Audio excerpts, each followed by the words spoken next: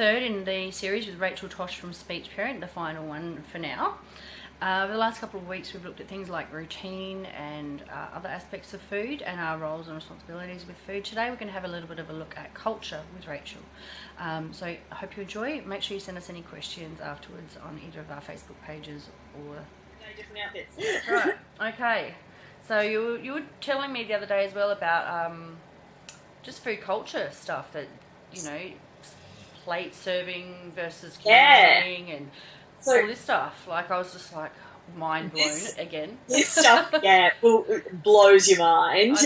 When you actually start to look at how, as a society, we perceive food and meal times, it's really fascinating because so many of Western culture elements and expectations and associations around food actually create an environment where it's hard to successfully learn to eat. Now, perfect example is, you know how you were talking about your little one having fingers in the noodles? Yeah. Manners and mess. Now, in Western culture, it's bad manners to do anything that's exploratory in a mealtime. It's bad manners to spit your food back out after you've put it in. Now, if you're learning to actually chew, you're not necessarily, the first time you put a food in, you're not necessarily going to be able to manage that food to chew it successfully. Now, it's really important for your body's safety to be able to spit it out. Yeah.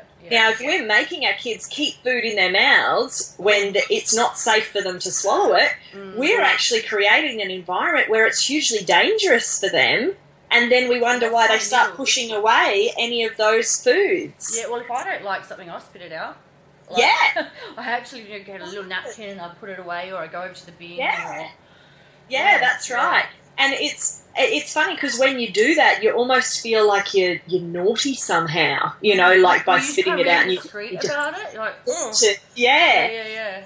But actually, I felt like throwing up. So that's gross. Ouch. You're going, Yeah. To worry about what anybody else is thinking. I know I have told the kids off for spitting their food back out on their plate. Yes. They let it fall out of their mouths, like, and then, like, they may well eat it again. But, yeah. Exactly. Now, one of the things with that being able to spit foods out is that, you know, if you look at how kids play, they just explore. They try something, they see what happens. And learning to eat is that same process. They're just exploring, they're testing boundaries, they're seeing what works and what doesn't. And so all of that stuff, like, you know, putting the porridge on their head. Totally have had that happen. They're just working out how the world works. Yeah. What does that feel like? Yeah, that's right. And so obviously if they're still putting the porridge on their head at 16, you know, that might not any longer be appropriate from a social perspective. But in terms of when they're little especially, just let them explore. Worry about whether or not they're learning to have positive associations with food and to learn to be comfortable with food first and foremost. Then you can worry about how pretty they look while they're doing it and how well-mannered they are while they're doing it. Yeah, that makes sense. And the other thing too with the mess is like, I'll be like, oh my God, there's quinoa all over the floor. And Jason's like, that's why we have two dogs. And one of them actually will go and lick the floor after the kids have finished eating. Or they both go up to the table and the kids' chairs where there's all food and they clean the chairs. So, you know, dogs. Yes, and dogs. Anyway.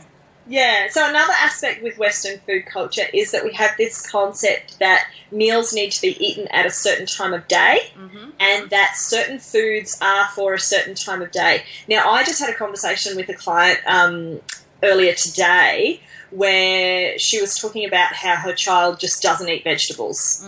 Doesn't eat vegetables and very, very minimal meat. And so when we actually talked about it, this is a child who gets tired over the course of a day.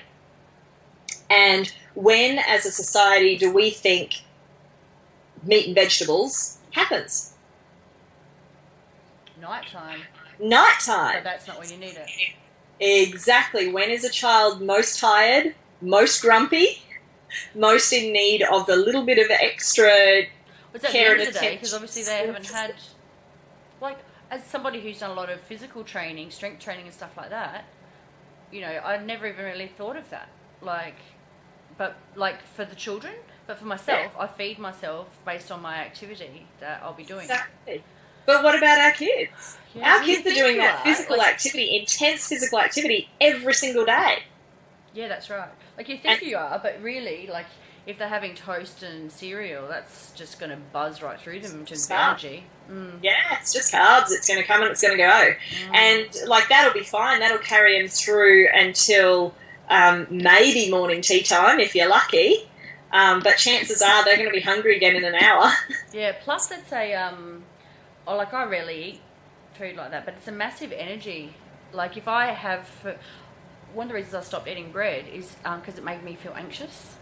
Yeah. And but I put that down to the massive amount of energy in a short amount of time. It's too much hitting your body at once, and your body just doesn't know what to do with it. Yeah, literally, I realised happened twice, and I think then I experimented with it, and I was like, wow, that was bread. I couldn't go to work straight away. I was too anxious. Yeah. Just like, well, one of the things with carbohydrates is that there is actually a reason that we have ended up with carbohydrates as being predominantly a breakfast food. If you think about it, you've been fasting all night, no food, no fluids, and you wake up, you're hungry, you want something. Now, what is the easiest form of energy for our bodies to convert and immediately use? It's carbohydrates. You have carbs, but you obviously need to have some other stuff. Sounds like a sausage in toast would be a good idea. Absolutely. Eggs on toast. That. My God. Go for it. Yeah. They love eggies. Yeah.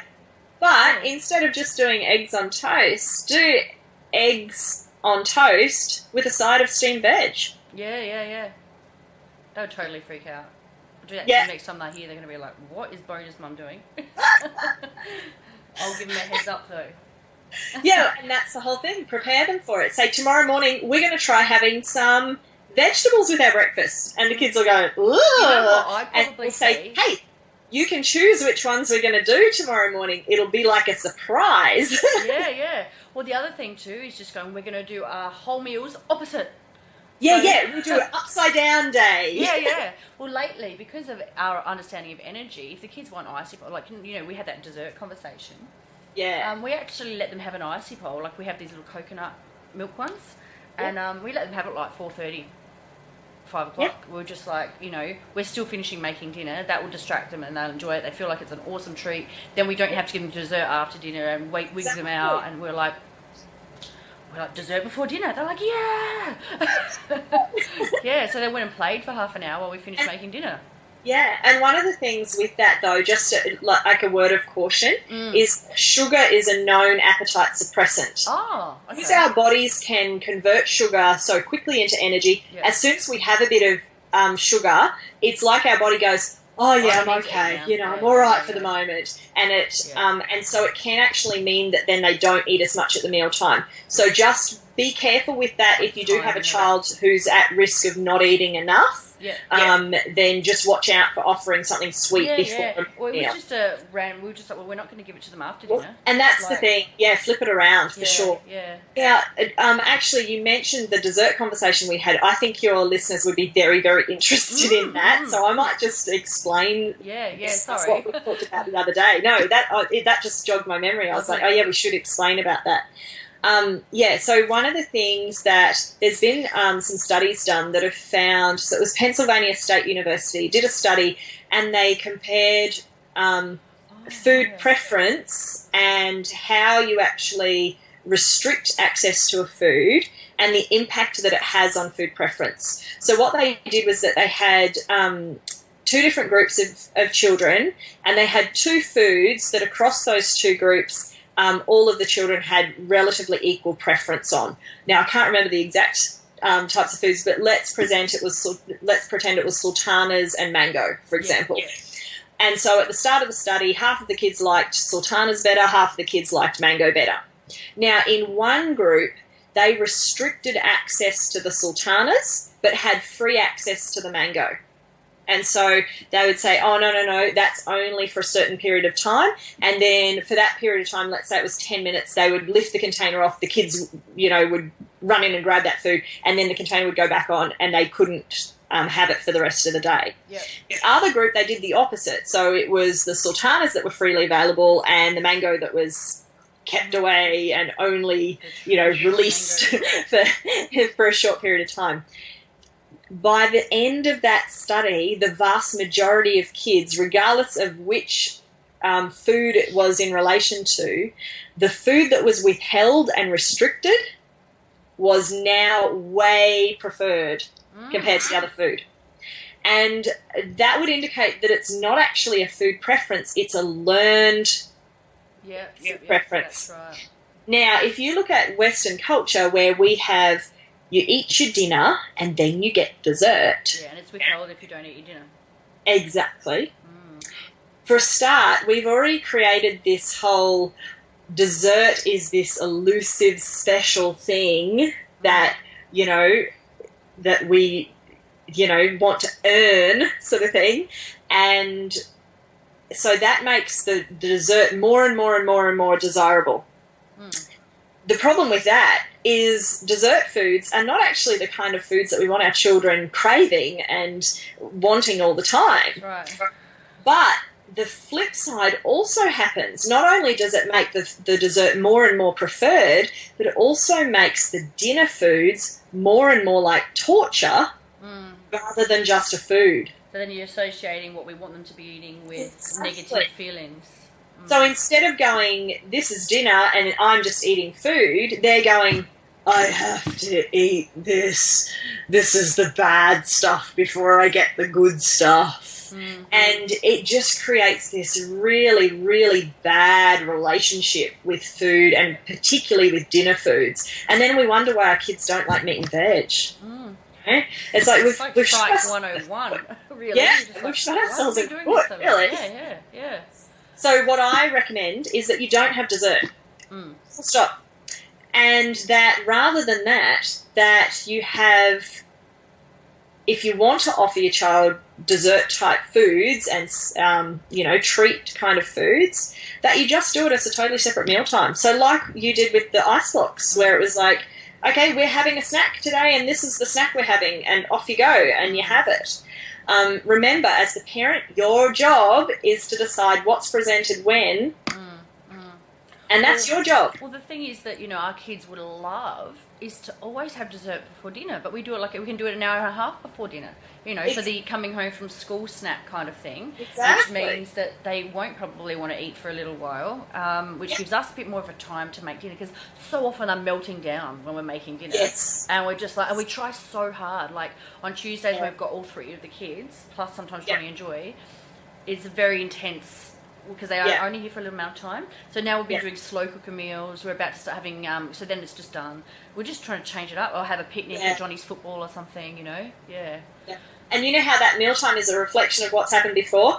It's also a reflection of how you're feeling before. And so if you're coming into the mealtime as the parent and you're meant to be creating this environment where it's calm and we're focused on the relationship, you're not going to be in your best state to do that if you're frazzled and you're going, just the kids won't get out of the kitchen and I've got to hurry up and get this dinner on and blah, blah, blah, blah. So, that's another consideration. Well, one of the things we did do is I bought they call it a Tula, the baby backpack thing. Because Asha, she just, especially when she first gets here, she's just attached. And I can't hold her all the time, just getting heavier. I'm trying to make dinner. She just sits next to me on the counter, she helps me put the vegetables in the pan and stuff like that. But we got a backpack so she can be with me all the time. And she loves it. And it just helped deal with that stress as well. So, well, you can make dinner with me on my back. And she's just like, she's only two. She's going, over and over again. She was going, I'm so happy. I'm so happy. I'm so happy. Over and over. And I'm like, she literally said it probably 20 times. She was walking around. I'm so happy. I'm so happy. So cute. I'll show you a picture after anyway. But we're just always trying to figure out how to deal with this stuff. And I can't believe there's people like you in the world. I feel like every parent should. Honestly, well, and that's why I created. That's why I created the online course, because I was having this same conversation with so many parents, and I do parent training workshops here locally in Toowoomba, and the feedback I get is parents are just like, you've changed our lives, and this sort of stuff, and I just went, I've got a responsibility to actually share that with the community at large, and so you're so passionate about it too. Oh, totally. Totally, because I've seen the results that it can have and the impact it can have on your family. So I definitely know that it works from personal experience as well as professional experience. And, and so much of it is just once you understand the why, you can figure out how to do it in your own home. And that's the beauty of that course, is it teaches you all of the whys and gives you lots of little tips and tricks, and we give you also lots of downloadable tools and resources that you can use. Yeah, that's awesome. And that's the thing for me in Secret Superpowers. It's about making things easy so you can be your best self. So you can we can stop cycles of abuse, we can stop violence between people, families, parents and children. You know, I don't like raising my voice, I don't like feeling stressed.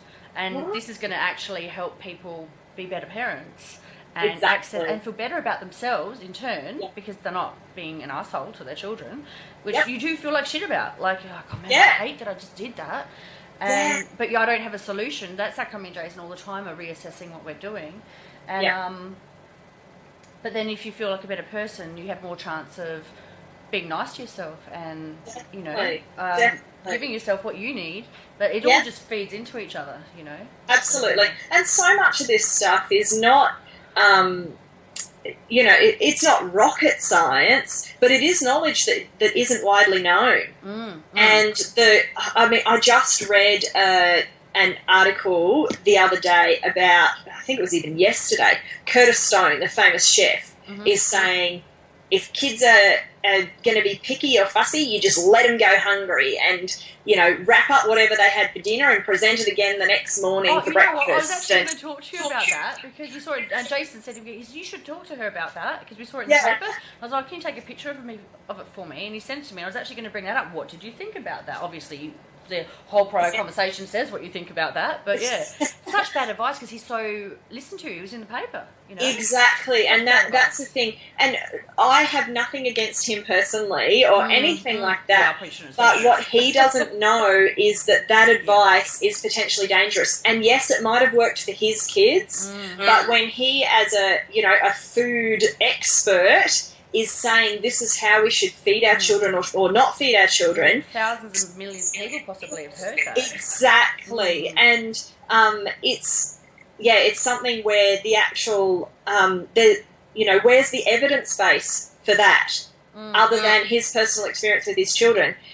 Now, I'd be up to hundreds now of children that I've seen in the clinic where that advice will make them worse and has made them worse. By implementing that sort of strategy, you've actually created negative reinforcement around mealtime, and it's gotten worse and worse and worse and becomes this spiral downwards. And then not only is the child suffering, but the parent also is getting more and more anxious, more and more stressed, and it's wrong. It's got to stop. So you wouldn't...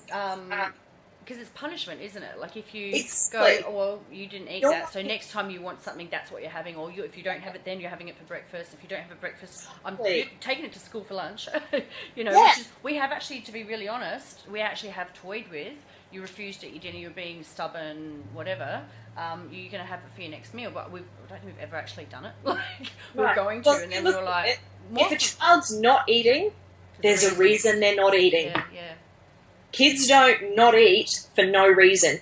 And yes, occasionally that reason might be, I just want to get back at mum and dad because I'm cranky at them. Yeah, exactly. And if that's the case, what happens the moment you buy into that, even if that is what's motivating it, is they're just trying to control and manipulate mum and dad, which is pretty rare that that's actually the primary driver.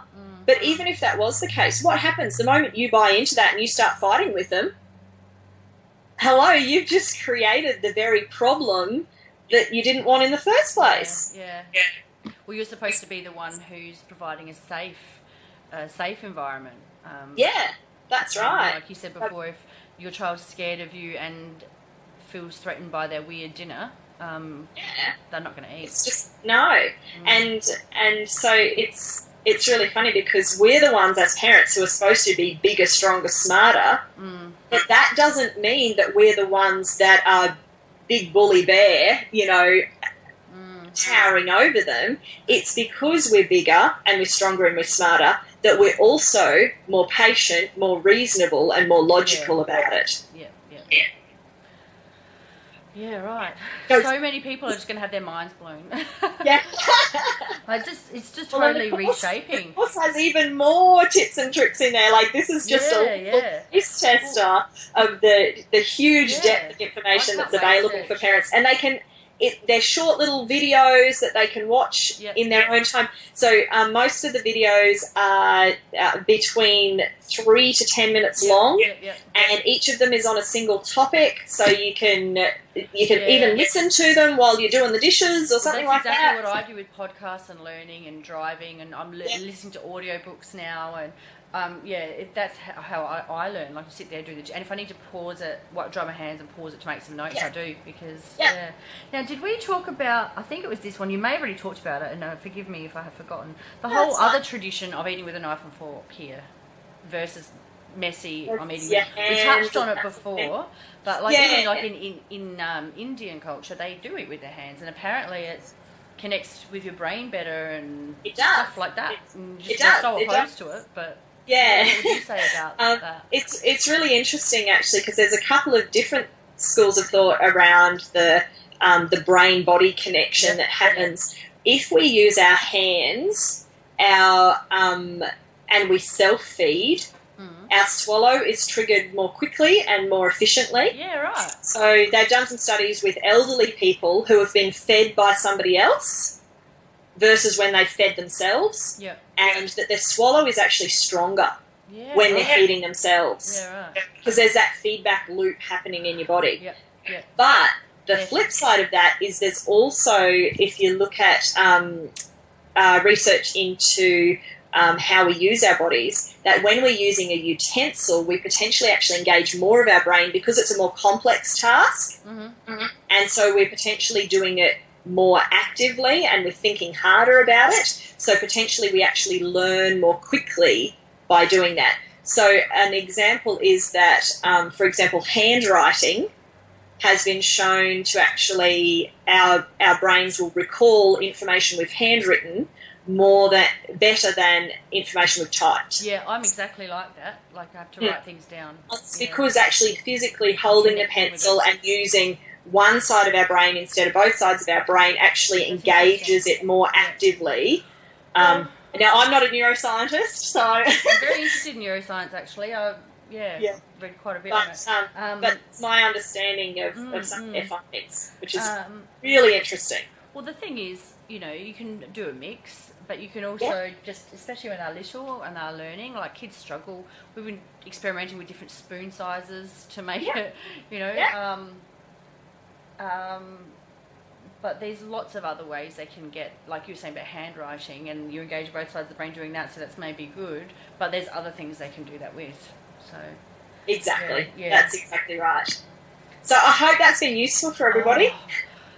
It has been so useful for me. I just love it. I'll have to record a video when I don't look like I'm sunburned. I think I needed a backlight. I set it all up yesterday, put all the lights on and opened the window. It's gotten cloudy outside. That's probably it. But yeah, should I record one for you, like, separately?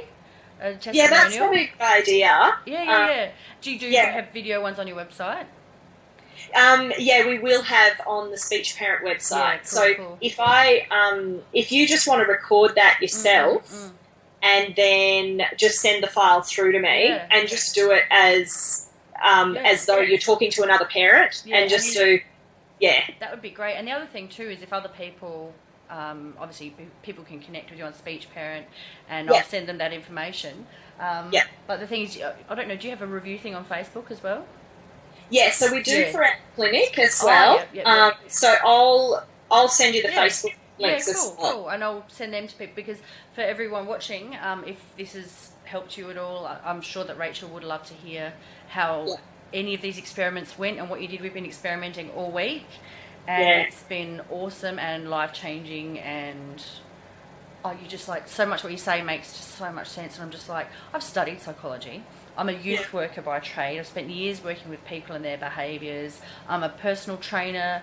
I have, experimented, competed, myself. And so much of what you say, I actually know the science of a bit. I have applied it in my own life. And then you go, I'm like, facepalm. Is that a first? Do you want to hear something really funny, Andrea? I actually had a client recently whose mother is a clinical psychologist. And she said to me, I'm explaining all this stuff, and she's like, she works with adults, and she just goes, oh my goodness, I do this every day. I explain to people how this stuff works, the biomechanics of all of this every day. And she said, I just never translated that information to a mealtime with my child. She's like, and it was, same face palm. Like, oh my goodness, how could I not do that? You know, when you help seek, you're doing it. But like for me, I'm going, what's going to make parents' lives easier? And the thing is, I'm sharing with the world my life as a parent, and how do I grow my secret superpowers? How do I get them and keep them? But I'm on that journey as well. I'm not by any stretch of next, but what I'm going is, well, I'm a parent. I have struggles with meal times. We experiment every week, and we change things all the time, and we talk about it.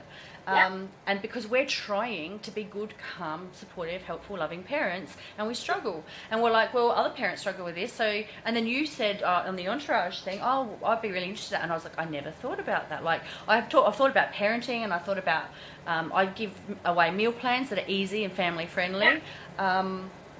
But what about but I never thought around the meal time? Yeah. Like, regardless of what's on the table, how well is that actually working for everybody? Yeah, about teaching. But then I never thought, like, I knew my friend Beck has someone like you in her life who comes to her house and helps her, and with her son. I never thought about having a conversation with someone like you and bringing it into my business. Like, I'd thought of all kinds of things. I've brainstormed lists of all kinds of things, and I did want to help people with their parenting. And then when you said that, I was just like, that is such a good idea, you know?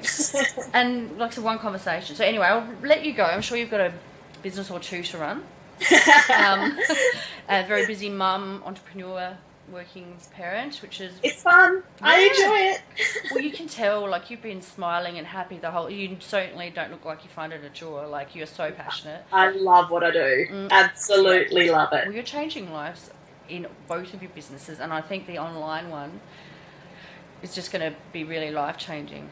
Yeah, and that's why, for me, even though the clinical work, I find it really fulfilling, but I reached a point where I went, there's only one of me, and there's a lot more than the clients I can reach one-on-one who need the stuff I can offer. Yeah. And that's why I've done my stuff online too. I was doing online fitness at the start of last year, and then I've changed it up to take a whole different approach, and I'll come back to it because people need that accessible, they need it safely, which is why I did it live. Like, lots of people do videos, but I can't... A plank is actually going to hurt you if you don't do it right. You know? Exactly. So, and it's not a video tutorial. It's actually me looking in the computer like this, going, "You need to lift your, you need to lift your butt up a bit, clench your butt cheeks," and actually explaining to people because so it's the best way to go, I think. Anyway, I'll let you go, Rachel. All right. Thank you so much, and I'll talk to you really soon. Shall do. Take care. Bye.